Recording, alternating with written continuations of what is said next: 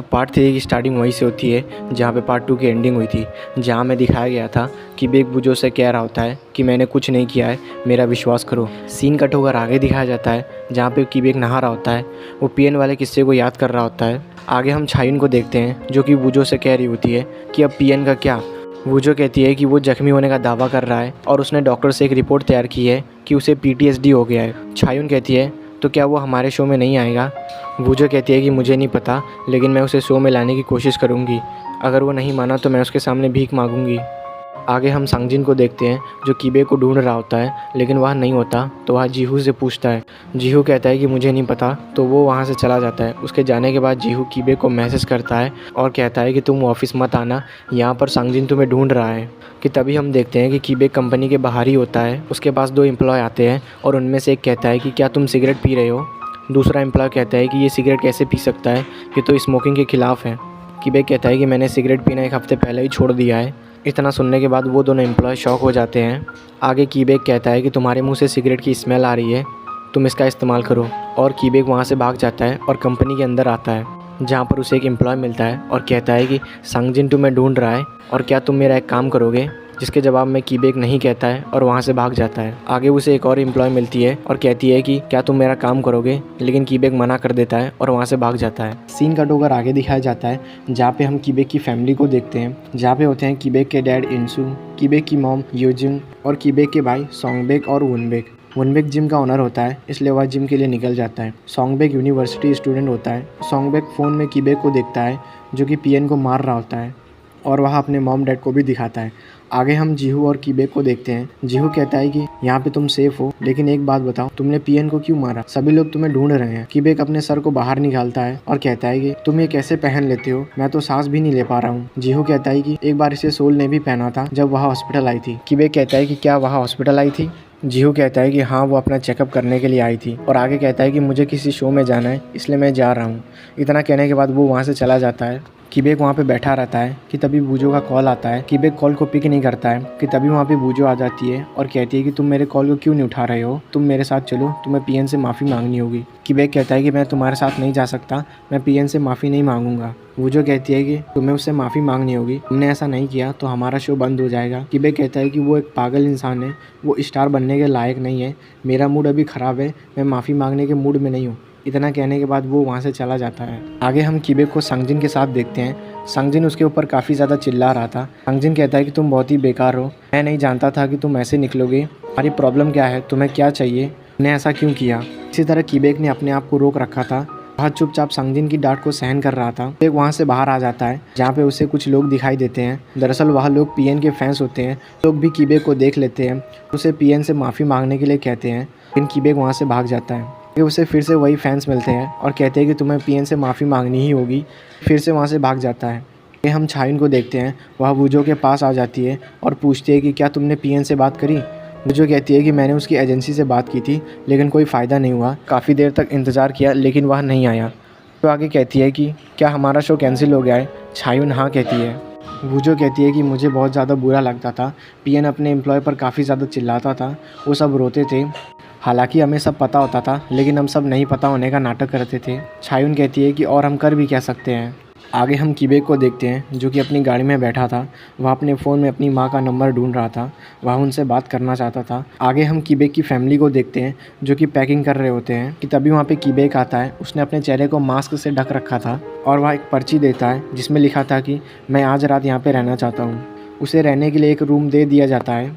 वहाँ पर खड़े होकर कीबेक सुन रहा था कि उसकी फैमिली क्या बात कर रही थी। सोंगबेक कहता है कि मुझे कीबेक से पैसे मांगने थे। उसकी माँ उसे डांटती हुई कहती है कि तुम कीबेक से पैसा नहीं मांग सकते, वह अभी मुसीबत में है। वुनबेक कीबेक के पास जाता है और उसे बाहर आने के लिए कहता है, लेकिन वह नहीं मानता। वुनबेक उसे बाहर लाने की कोशिश करता है और उसका मास्क भी खुल जाता है। कीबेक ने अपने मुँह पर टेप लगा रखा था। उसकी माँ टेप को निकालती है और पूछती है कि ये सब क्या है। उसके डैड कहते हैं कि हमें बैठकर बात करनी चाहिए। कीबेक कहता है कि आप सब मेरे साथ ऐसा बिहेव मत करो, मुझे अकेला छोड़ दो, आप लोगों को बस मेरे पैसे से मतलब है। उसकी माँ कहती है कि तुम ये क्या कह रहे हो। वुनबेक कहता है कि तुम ऐसा कैसे कर सकते हो, तुम हमसे मिलने भी नहीं आते हो। कीबेक अपने भाई से चिल्ला के कहता है कि तुम 30 साल के हो गए हो, लेकिन तुम्हारे पास पैसा कमाने के लिए कुछ नहीं है। कीबेक वहाँ से बाहर आ जाता है कि तभी बुजो का मैसेज आता है, वह उसे मिलने के लिए कहती है। सीन कट होकर आगे दिखाया जाता है जहाँ पे कीबेक वूजो के साथ होता है।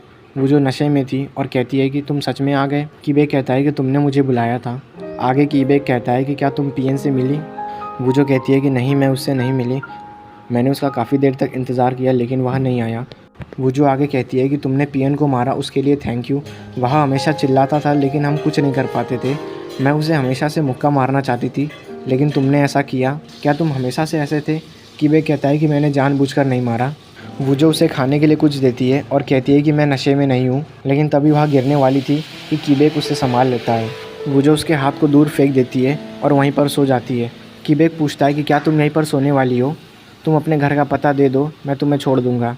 लेकिन वूजो सो जाती है। कीबेक भी वहीं पर बैठा रहता है कि तभी वहाँ पे पुलिस आ जाती है और वूजो को अपने साथ ले जाती है। उसके जाने के बाद कीबेक कहता है कि वह ठीक है। सीन कट होकर आगे दिखाया जाता है जहाँ पे वूजो छायुन से कह रही होती है 2 साल से हमारा शो चल रहा है, क्या हम लास्ट एपिसोड भी नहीं कर सकते?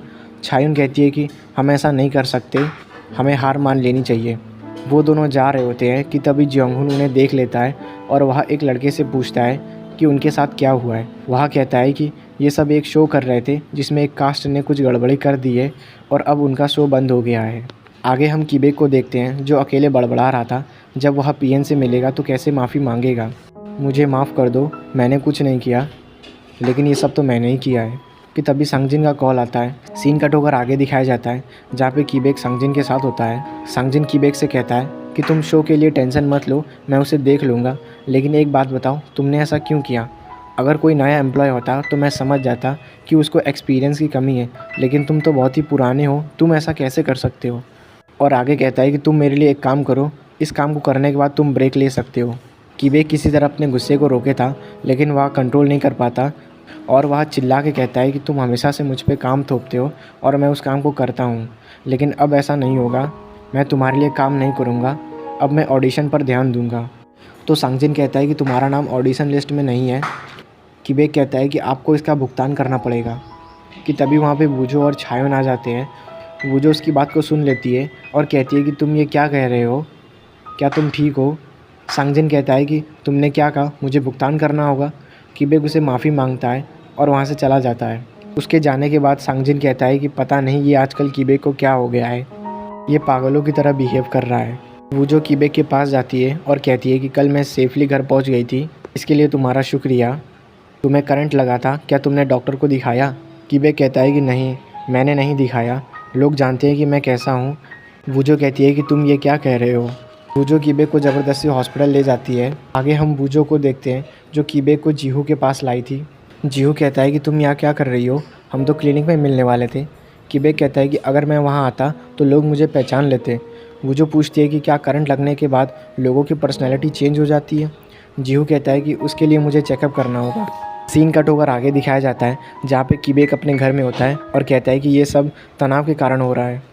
आगे हम सुबह कीबेक को देखते हैं जो न्यूज़ देख रहा होता है और कहता है कि मैं ठीक हूँ, मुझे कुछ नहीं हुआ है। कीबेक कुछ दिनों तक अपने घर पर ही होता है। आगे वह तैयार होता है और मिरर में देखकर अपने आप से कहता है कि मैं ठीक हूँ, मैं काफ़ी अच्छा महसूस कर रहा हूँ। आगे हम जोंगहुन को देखते हैं जो कि अपने फ़ैन से मिल रहा होता है। आगे वह एक सैलून में गया था। एक औरत उसे कहती है कि तुम्हारी वजह से हमारी सेल बढ़ गई है। एक आदमी उसके पास आता है और कहता है कि मैं तुम्हें अपने शो में कास्ट करना चाहता हूँ। जोंगहुन कहता है कि तुम मीरा से बात करो। वो आदमी कहता है कि तुम हमेशा उससे बात करने के लिए क्यों कहते हो, हमारा शो अभी टॉप पर चल रहा है, तुम्हें हमारे शो में आना चाहिए। जोंगहुन पूछता है कि क्या तुम वूजो को जानते हो? वो आदमी हाँ कहता है। जोंगहुन कहता है कि क्या तुम उसके कांटेक्ट में हो? वो आदमी कहता है कि मैं उसके कांटेक्ट में नहीं हूँ, उसका शो बंद हो गया है, वह अभी नई प्लान कर रही है। जोंगहुन कहता है कि क्या प्लान कर रही है? आदमी कहता है कि उसके बारे में मुझे नहीं पता। जोंगहुन कहता है कि मैं तुम्हारे साथ काम करना नहीं चाहता। आगे जोंगहुन अपने मैनेजर से बात कर रहा होता है जिसका नाम ह्योंग टैक होता है। जोंगहुन उससे पूछता है कि क्या तुम वूजो को जानते हो? मैनेजर कहता है कि हाँ मैं जानता हूँ। तो पार्ट 3 की एंड यहीं पर होती है। आगे क्या होता है जानेंगे पार्ट 4 में। वीडियो अच्छी लगी हो तो वीडियो को लाइक करके चैनल को सब्सक्राइब कर देना।